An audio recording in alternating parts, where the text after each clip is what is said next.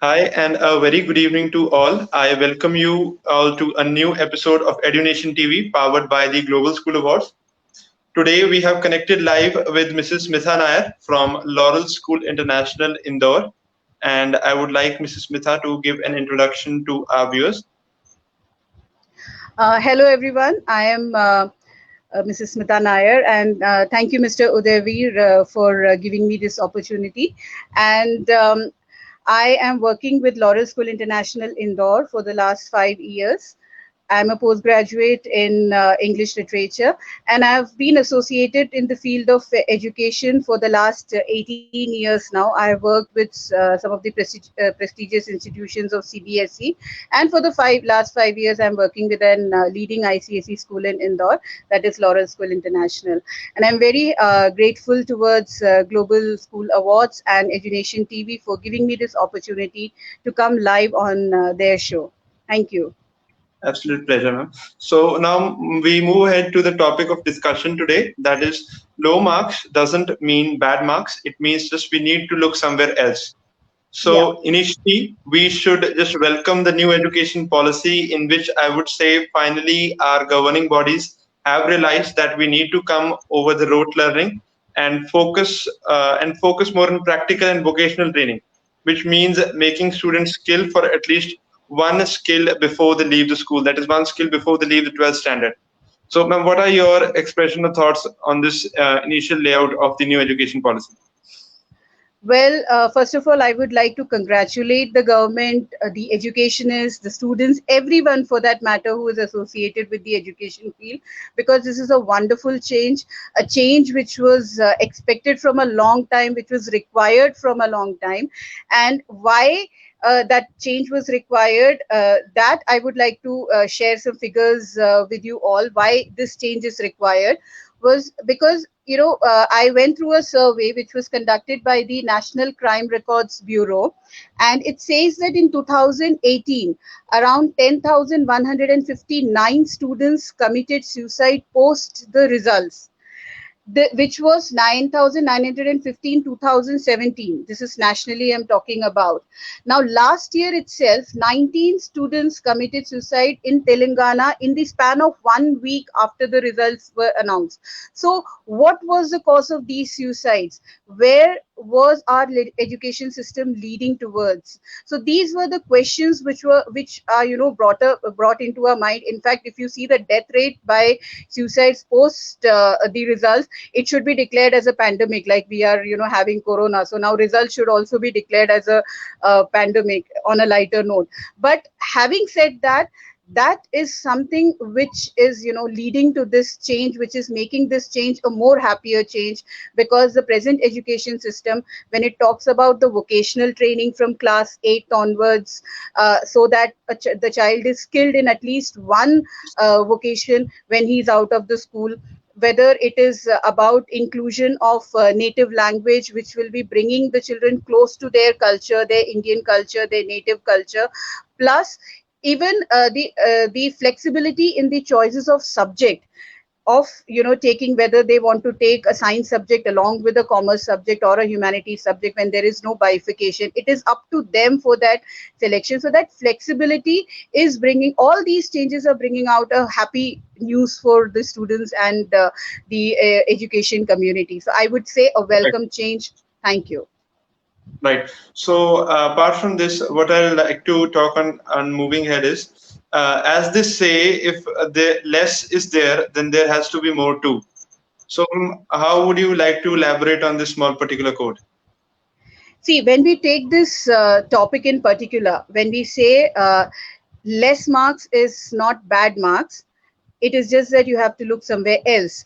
So there are three pointers to it: less, bad, and somewhere else. Right? So that we have to keep in mind. If it is less, then it is lesser than what? What are we comparing this to? What are we comparing the less marks to? Are we compare? There can be three causes, three things.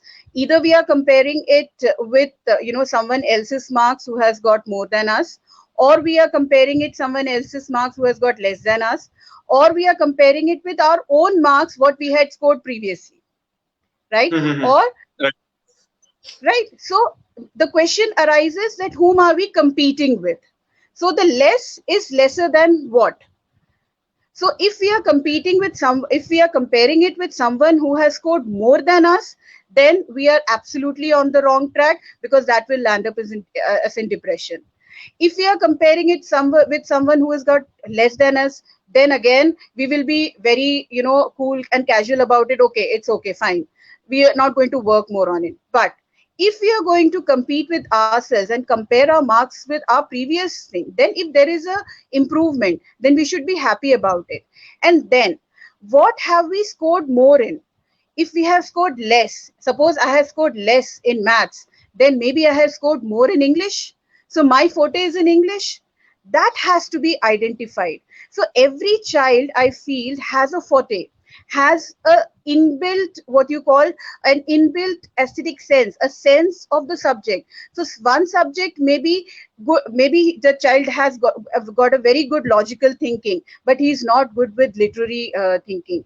Maybe he is very good with scientific skills. So it all depends upon the skills that you have in you, the inbuilt what you say, aptitude I would that you just have.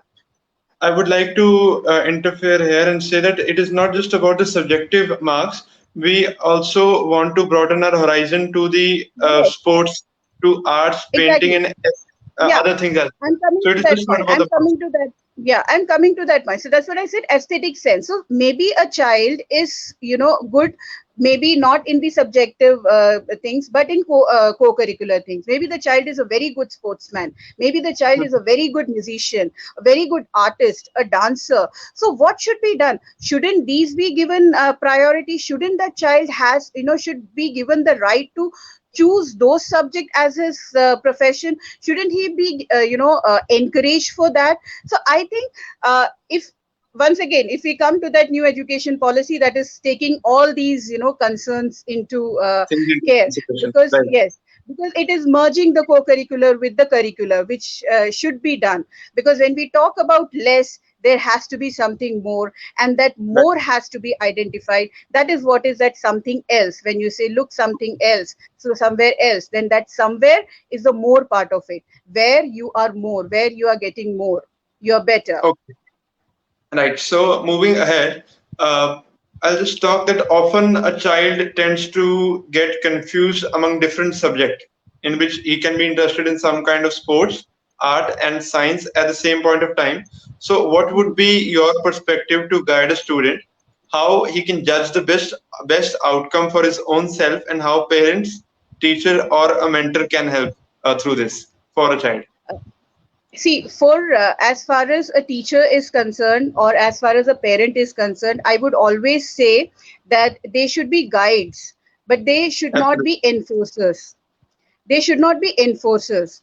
What happens in our society is that parents become enforcers, or teachers become enforcers. Somewhere we try to enforce our inbuilt dreams on them. As a parent, if I talk, if my dream was to become a doctor and I did not get the opportunity to become a doctor, I in turn enforce my child to become a doctor. Whether that child want to become a doctor or not, that is not my concern.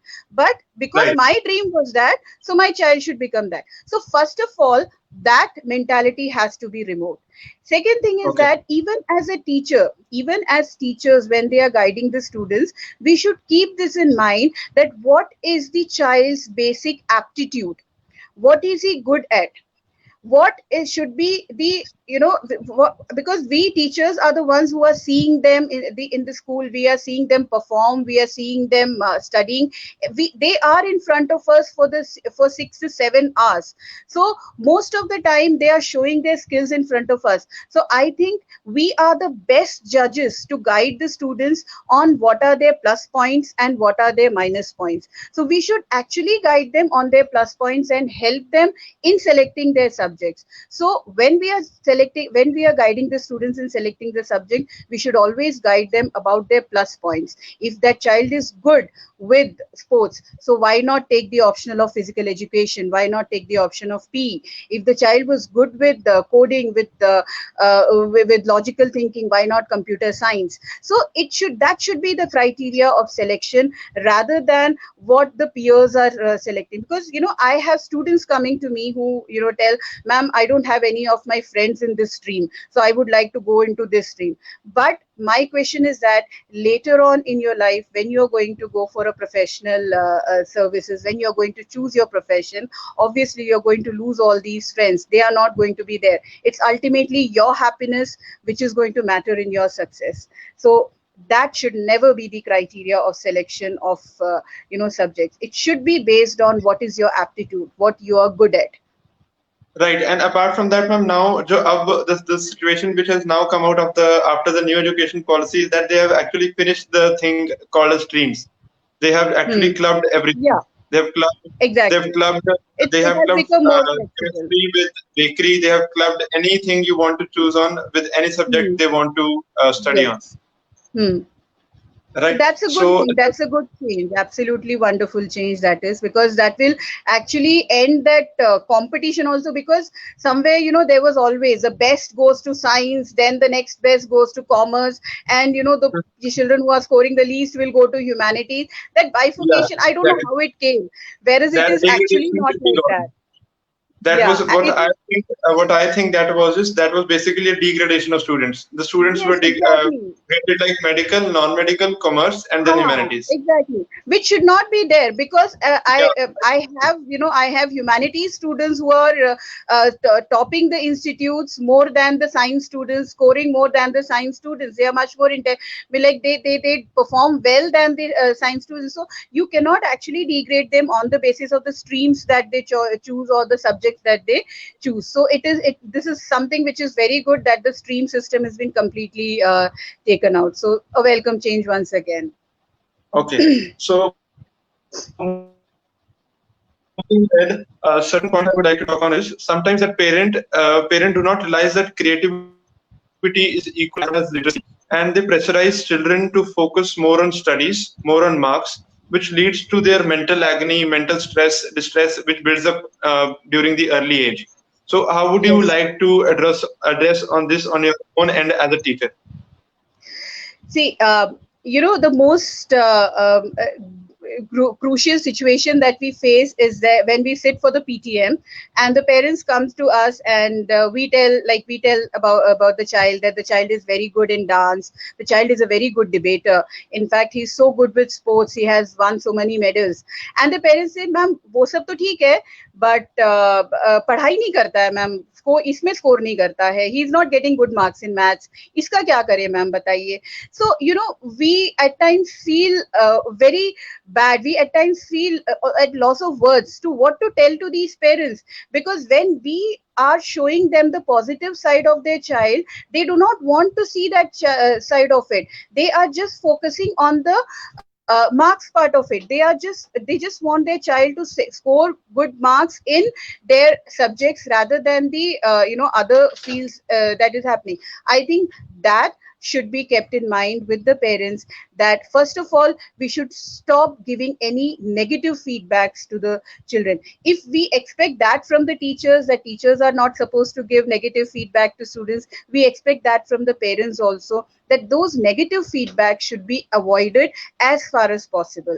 Because every child, he needs, he's like a seedling, he needs our love and nurture and care to come up, and if he doesn't get that freedom to grow, I don't think so even a plant cannot grow, forget about a human child. He's just a human child, so I don't think so that is going to come. So I think that negativity across the marks and across the creativity is something which is actually very important. I'll give you a small example. I have certain friends in who are there in these IT industries, who go around colleges for campus selection interviews.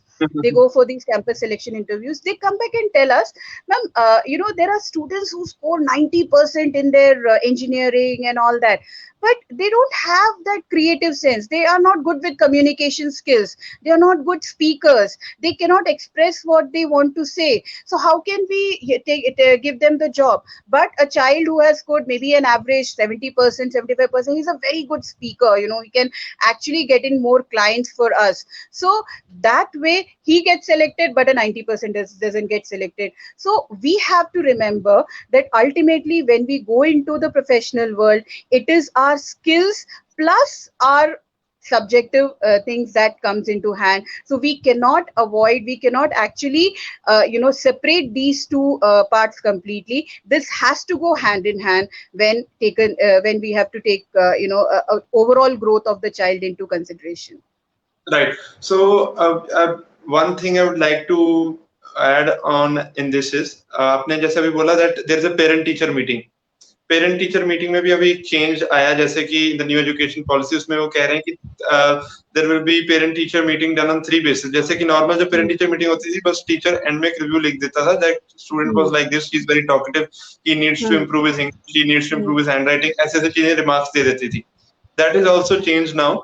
That remark section has been brought up into 3 phases. One is that the remark which the student has to give to his own self, and the second is the remark which his friend or other classmates have to give on that student, and the third remark is then left on to the teacher, which she or he has to give. So what is your consideration on that? See, this is something which is brought up in the education policy now. But as I told you, I have worked in many institutions, and I have seen that most of the private institutions, if I talk about, so they have actually abolished this negative remark thing. So we cannot actually give any negative remark about the child, that the child is not having good handwriting or he's very talkative. That is absolutely not supposed to be given. We are told only to give a positive remark about the child. As far as the friends and their own evaluation is considered, again, we have these things called the anecdotal files where we actually give the chance for the child to appraise himself, to talk about himself, or to write what one thing that he finds is good about him.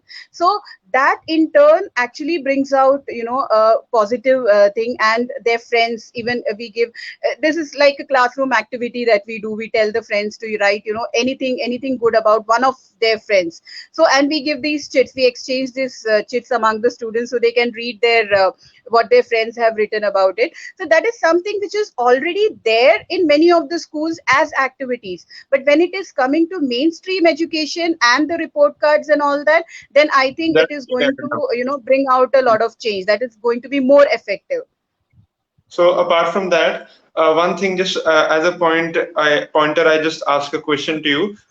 In that also, I just want to ask a further thing, that as I talked, that creativity is as important as literacy. So do you think that creativity alone can create employment for a child or a student during this time, or for the time to come ahead? Do you think that creativity alone can create employment at any field, be it? Yeah. It depends upon what kind of a creativity the child is having. Suppose the child is very good with creating softwares, so why not? He can get an employment. If the child is very good with creating music, he can be a great musician, right? So it entirely depends upon the creativity. And yes, if the child is working on his creativity, is working diligently on his creativity with the support of his parents, teachers, and the educational institution, I think creativity can develop very good professionals. Okay, that's great.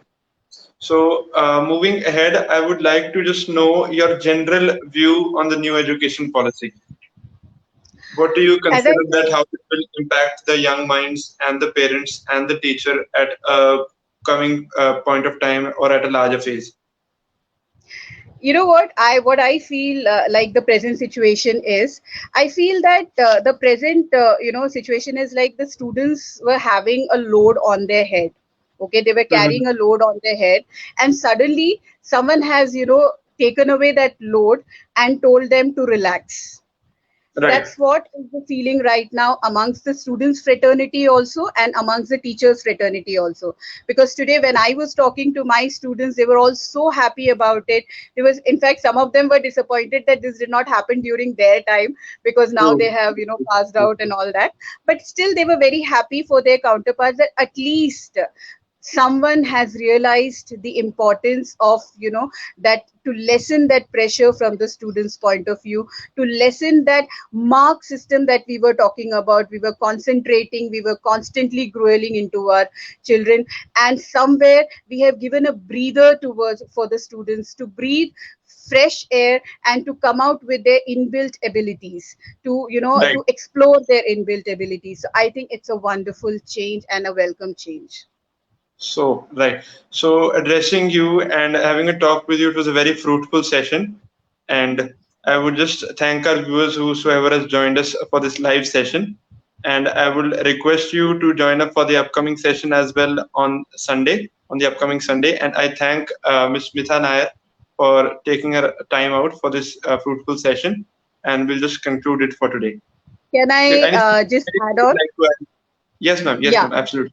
As a passing note, I mean, like when I was talking so much about, creativity and all that, and, people may be thinking on what basis I am talking of, why I chose this topic, because this topic is very close to my heart. I'll tell a very small story. In just a span of 2 minutes, Go I'll ahead, finish ma'am. that Go ahead.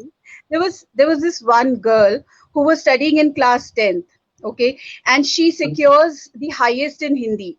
But when she comes to class 11th, she doesn't take Hindi as a subject, whereas her teachers actually told her to take that as an optional subject, but she goes on for maths.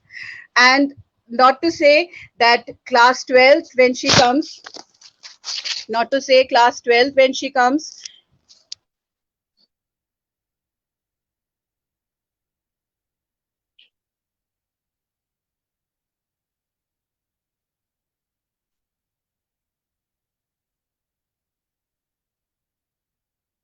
Okay, so this has been a very fruitful session connecting it with ma'am. I suppose she has some connectivity issues from her end.